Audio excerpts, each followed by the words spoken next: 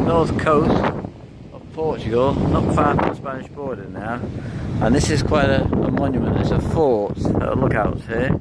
Okay, now if you just look inside, there's rubbish down there, but look at all that fishing line that's just been left there. That is horrendous.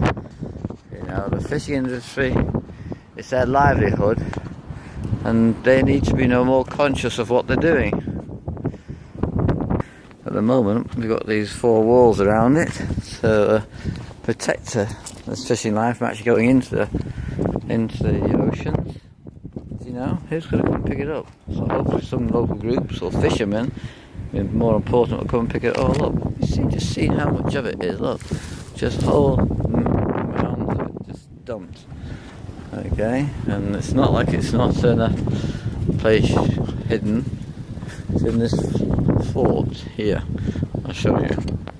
There you are. You can't miss it. So someone please come down